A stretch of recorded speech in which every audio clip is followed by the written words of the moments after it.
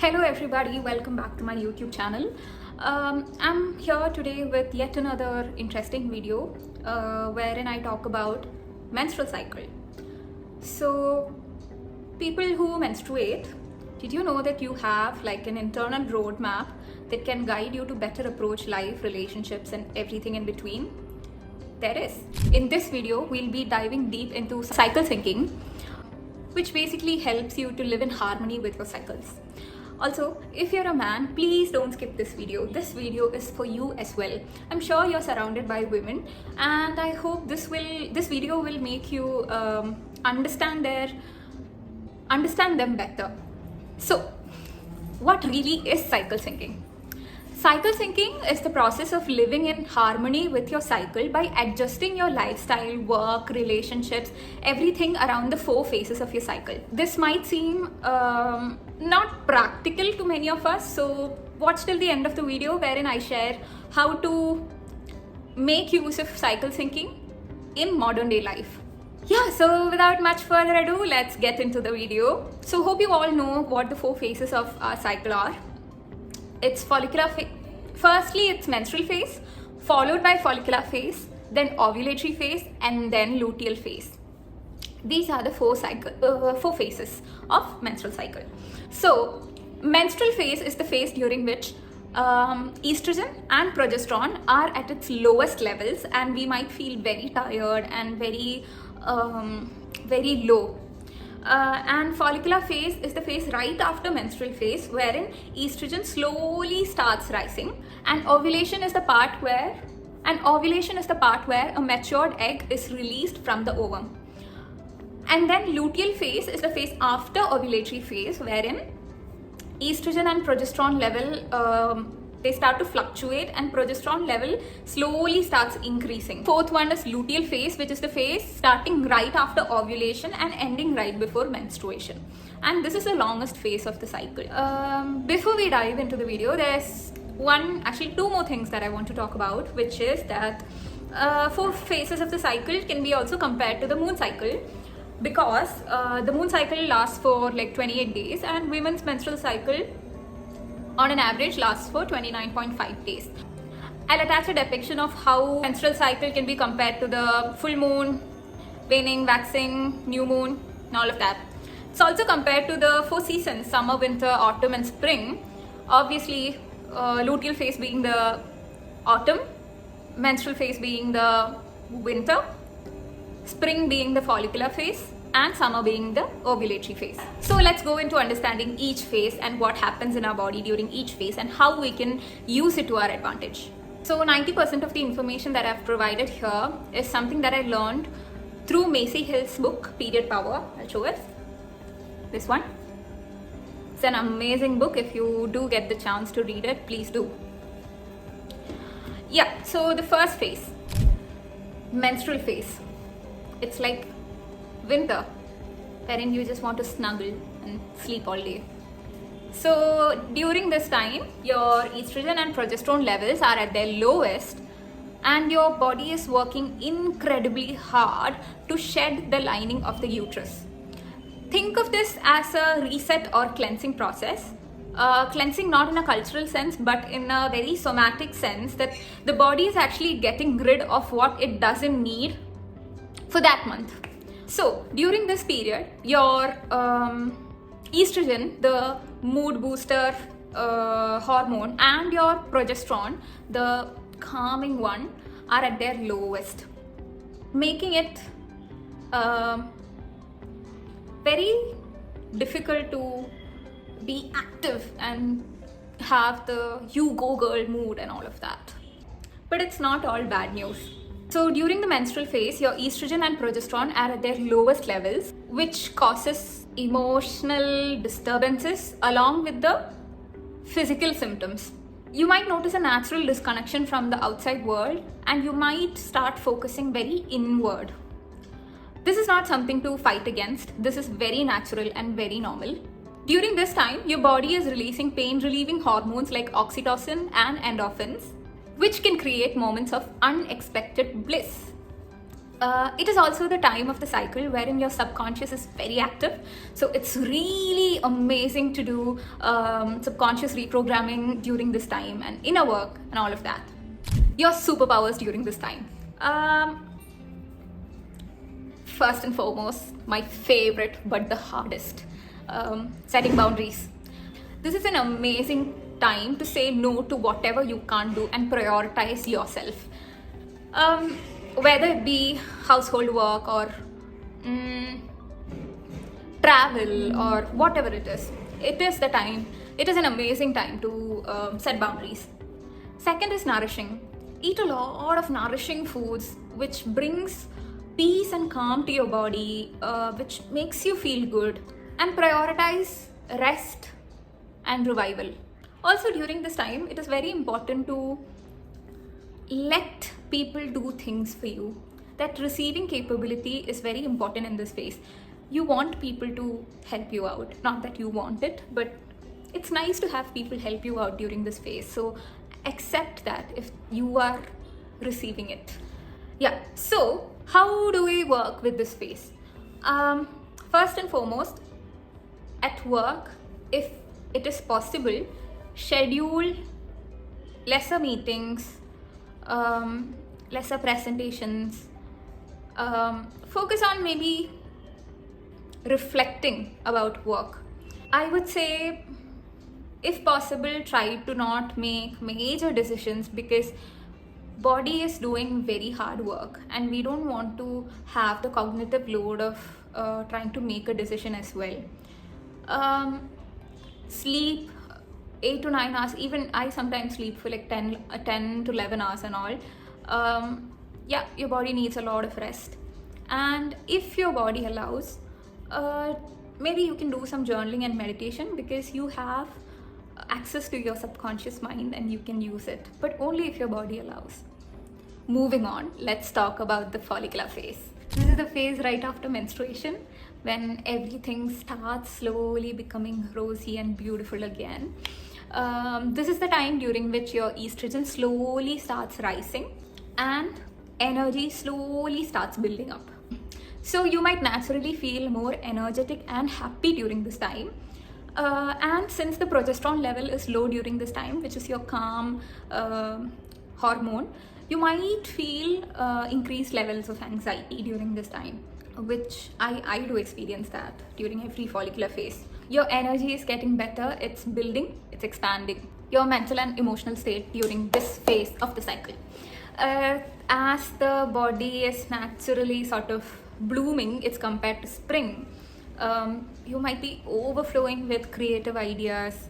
You can observe that motivation is getting better, and you might be experiencing a lot of curiosity and desire to explore, and your playfulness also increases. This is basically nature's way of sort of expanding and preparing for creation. Your follicular superpowers. So there are 4 superpowers that I want to talk about. First is potential. Everything seems possible during this time. It feels very exciting. Second is curiosity and exploration. Because speaking in a very primitive way, like back when the Neanderthals and all were there, this is the time during which you're seeking a mate. You're basically trying to mate with someone. So that mate-seeking behavior, I think that is in a way contributing to this exploration and curiosity and all of that in a good way, not necessarily just for mate-seeking. It is an amazing time to lay the foundation for good projects, ideas, because your mind is in a better state. Estrogen is rising. Also, I would say include a lot of play. The playfulness of follicular phase is amazing, so incorporate a lot of play in your life during this time. Focus on learning a lot of new skills. Focus on creating. Write all your ideas down somewhere. Nourish yourself with fresh, light food and resume exercise. Light exercise. Again, be mindful that your estrogen is slowly rising. It has not come to its full capacity. So What this book says is that don't opt for HIIT or intense workouts. Start slow and then build up. So that's about it for follicular phase. Next, let's go to summer. Summer is the ovulatory phase, my favorite phase. So this is the time of peak fertility. Your estrogen and progesterone are at their peak levels, and you'll be experiencing good amount of confidence, joy, and your energy becomes very outward during the second half of the follicular phase and ovulatory phase as well. Bodily, your cervical fluid increases in slipperiness, in volume, in fluidity, because it's basically preparing for potential pregnancy.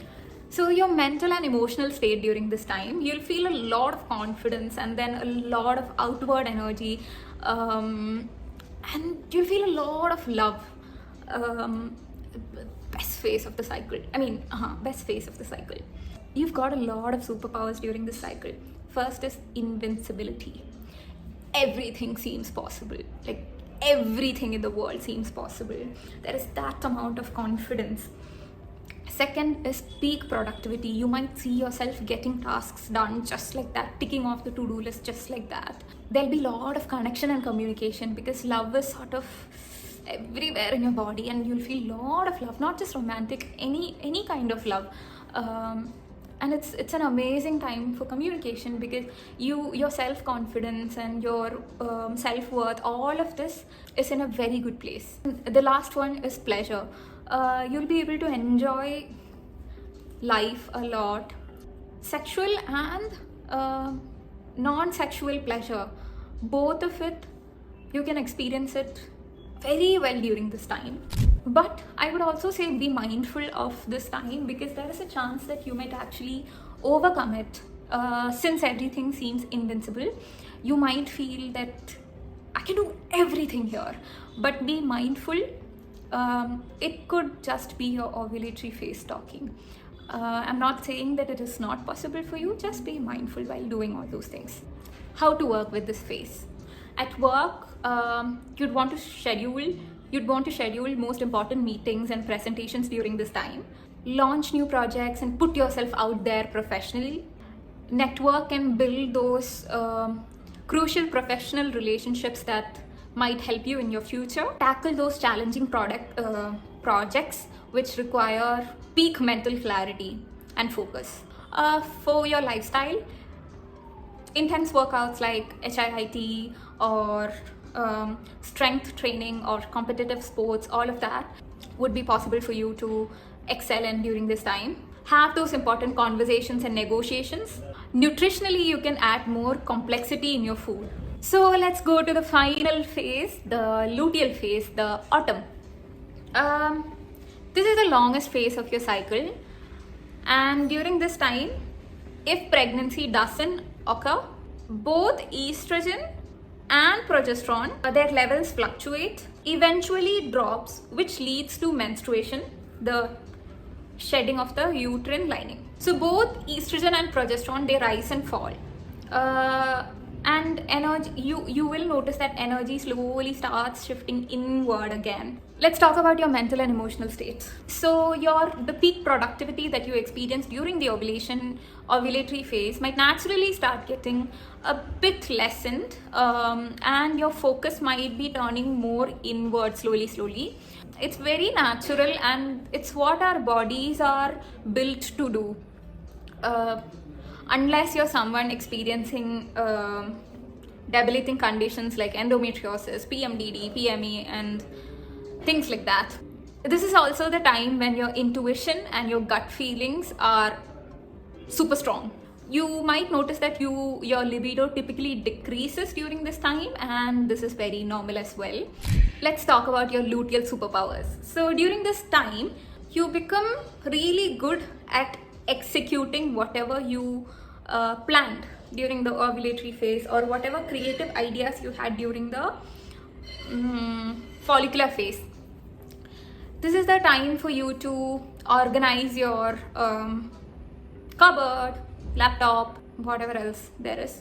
Also, if you're not someone who is experiencing debilitating conditions like PMDD, PME, endometriosis, and all of that, you will actually experience enhanced ability to concentrate and focus.